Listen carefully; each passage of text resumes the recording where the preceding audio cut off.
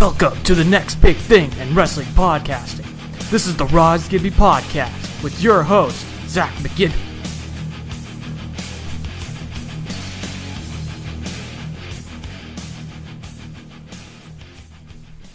Welcome to the Gibby podcast. I'm your host, Zach McGibby, coming at you from parts unknown. Thank you for tuning in to the Gibby podcast for this special video or podcast, talking about the current Spike deal, or I should say lack of deal, from TNA. As many of you have probably heard right about now, Spike officially dropped TNA as their, guess you could say, pro wrestling affiliate for their programming. Very interesting move.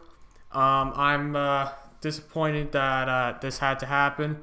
Because TNA was really starting to get better, and I was really enjoying some of their programming, especially the first TNA New York show. Some great stuff happening there.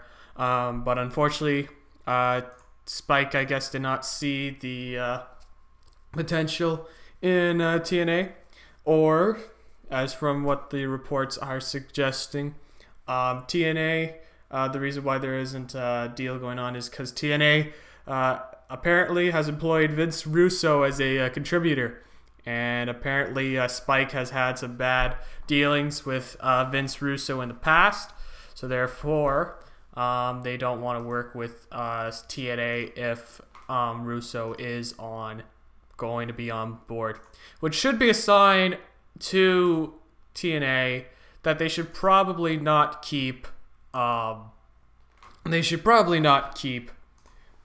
Vince Russo for very much longer, but that's no fault of Russo. I mean, he's done what he's done in the past, but you can't blame one guy for an entire company's success, or failure in this case. It's just I think it's mainly a lot of people involved's fault.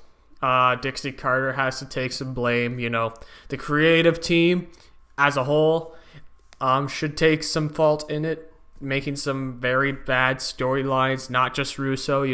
Russo was gone, and then they have this creative team, taking over, and Russo may have been involved, but at that time I don't think he was involved in terms of the creative team. So, creative really has to take some responsibility here too.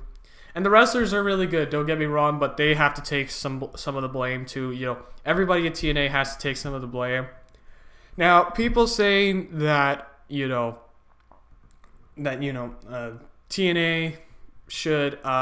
is canceled, or it's done, or being sold. Please stop saying that.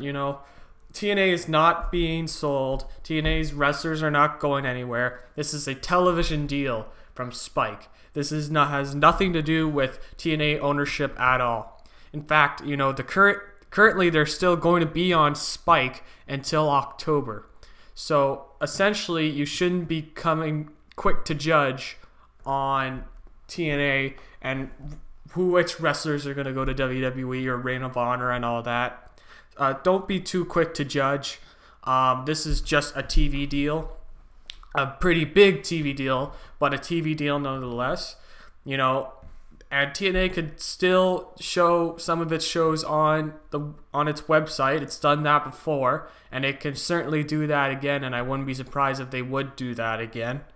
But it'll be interesting to see if any TV provider would be willing to pick up TNA and its Impact tapings and pay-per-views and all that. I hope somebody does. WWE needs competition, and TNA could certainly be that force to drive the competition if they get their programming better, which it has, and their ratings have been getting up recently, which is always good.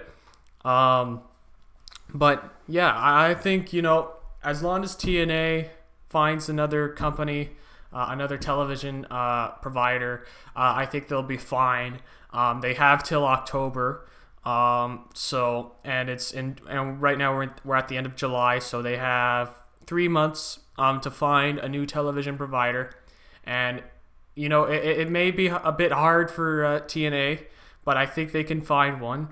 But yeah, I think TNA will be all right just as long as they find that new television provider. And don't be too quick to judge on just because the TV deal is canceled doesn't mean that TNA is essentially done. There's still the chance that they could find a TV deal, and if not, they can go on the website. I think they'll be fine for a bit. They just need that television provider. So anyways, guys, that was just a quick opinion video on recent breaking news, like very big breaking news.